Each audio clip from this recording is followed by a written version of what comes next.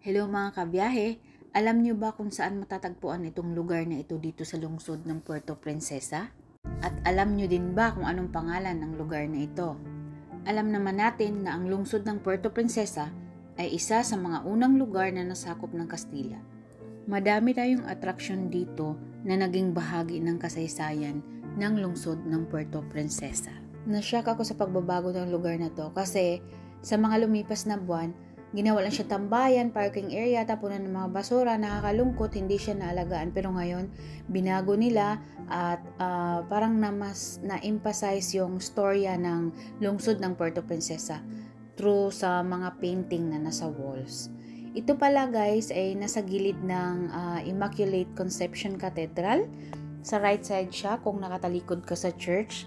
And then on the other side is doon matatagpuan ang Plaza Cuartel, which is also big part ng kasaysayan ng lungsod ng Puerto Princesa. So itong mga lugar na ito guys ay part siya ng city tour, pinupuntahan siya ng mga turista. So malaking bagay po ang pagtatag ng Princess Eulalia Park, itong topic natin ngayon. Kasi pwede mo siyang idagdag doon sa city tour. Ano siya attraction siya, may kasaysayan siya.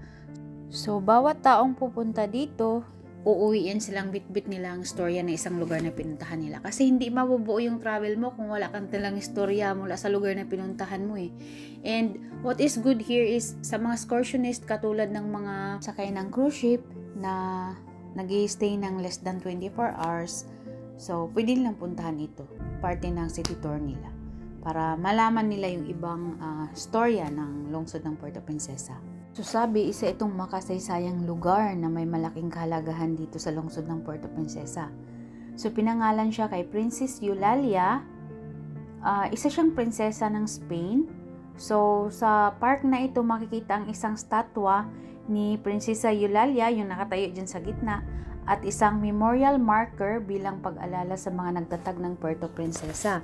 So yun yung sa baba ng statue na yan, yung may mga nakasulat na pangalan dyan. So, naging simbolo siya ng pagkatatag ng Puerto Princesa dahil dito nagkapirmahan ng Act of Colonization o akda ng ating mga founding fathers.